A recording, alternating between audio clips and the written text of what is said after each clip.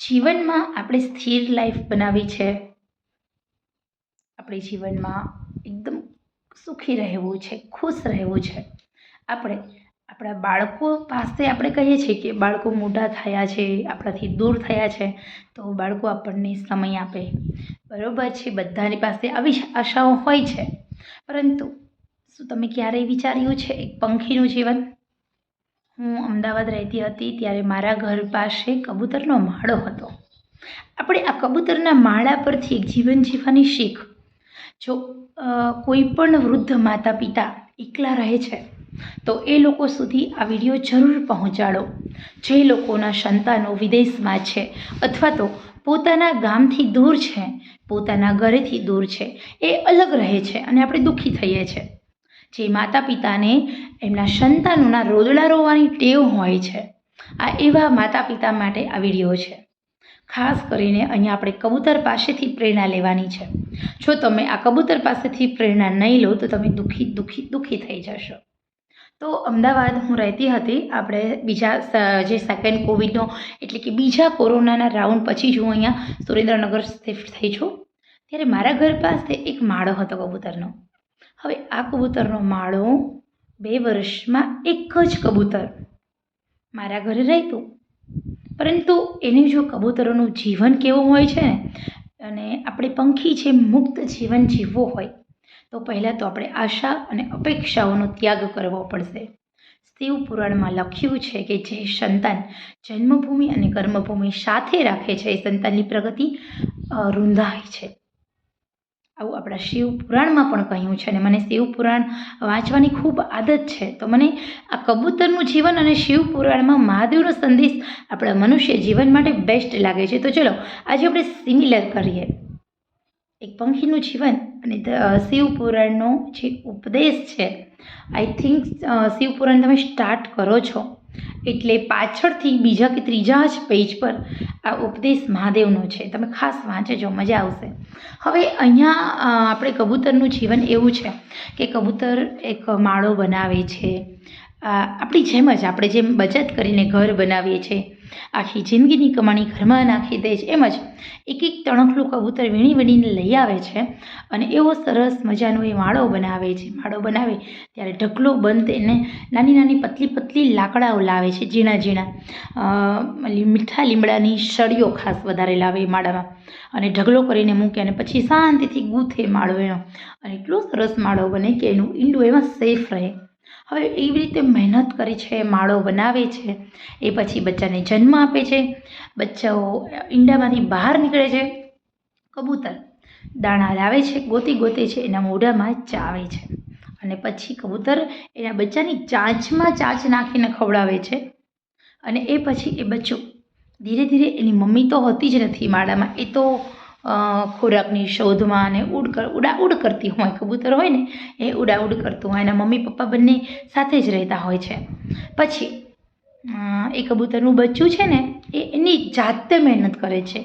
આપણે આપણા સંતાનોને ટ્રેન કરીએ છીએ, ચાલતા શીખવીએ છીએ, બોલતા શીખવીએ છીએ, પરંતુ પક્ષીઓના બચ્ચા તો એની જાતે જ દુનિયામાં ઉડતા શીખે છે, પડે છે, ઉડે છે, પડે છે, ઉડે છે, પ્રેક્ટિસ કરતું રહે. એની મમ્મી તો હોતી જ નથી.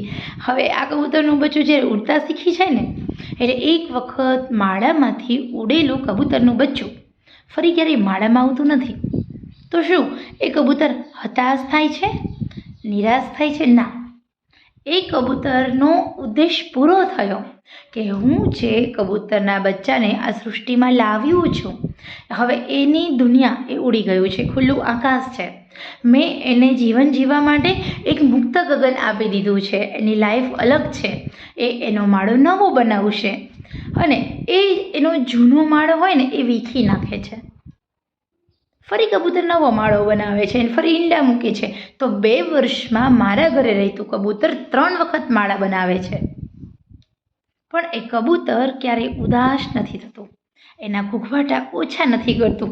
એ એવી જ રીતે એની મસ્તીમાં જ રહે છે. તો આપણે પણ આપણા જીવનમાં કબૂતર પાસેથી શીખીએ કે આપણા સંતાનો ભલે આપણાથી દૂર હોય, આપણે આપણું કર્મ એને પૃથ્વી પર ભગવાન સાથે આપણો એમ કે એને મોકલવો હતો, એટલે આપણે એક સેતુ બન્યા છીએ. માતા પિતા એ પૃથ્વી પર આવ્યો છે, હવે એ સારું જીવન જીવવા માટે એનું જીવન છે ને એને આપણે વિશાળ આકાશ આપવાનું છે. એની પાંખો ફેલાવવા માટે આપણે આપણા સંતાનોને આપણે જ વિશાળ આકાશ નહીં, આપણે શું કરીએ છીએ? સંતાનોને મોટા કરીએ છીએ, લાડકોડ કરીએ, ઉછેરી છે, પરંતુ આપણે આપણા સંતાનોને પાંખો પણ ઉડવા માટે આપીએ, પરંતુ સામે આકાશ વગર આકાશ નથી આપતા, આકાશ છીનવી લઈએ છીએ. સંતાનોને એક બંધનમાં રાખીએ છીએ કે પાંખો ફટફટ આવે છતાં આપણા સંતાનો ઉડી નથી શકતા. આપણે આપણા સંતાનોને આપણે બ્લેકમેલ કરીએ છીએ ખાસ કરીને, અને 80% મા બાપ બ્લેકમેલ કરે છે કે અમે તમને મોટા કર્યા છે, અમે તમને વોટ એવર. તો શું કામ આવું કરવું જોઈએ?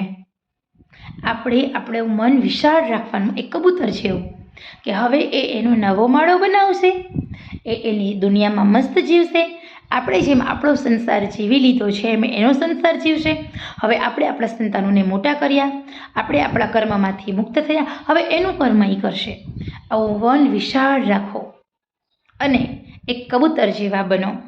આપણને ભગવાને જે ઘર આપ્યું છે એ ઘરમાં આપણે આપણું પાછળનું જીવન શાંતિથી સુખેથી પસાર કરીએ. જો તમે વૃદ્ધ છો, તમારા પાસે અનુભવોનો બહોળો ભંડાર છે અને તમારા પાસે જે નોલેજ છે સ્કૂલમાં ભણતા બાળક પાસે નહીં હોય, કારણ કે અનુભવે માણસ શ્રેષ્ઠ ઘડતર થાય છે. તમારા પાસે અનુભવો છે, જ્યાં તમારું બાળક મૂંઝાય ત્યાં તમારા અનુભવો શેર કરો અને તમારા બાળકને મૂંઝવણમાંથી દૂર કરો. આ આપણું કર્મ છે.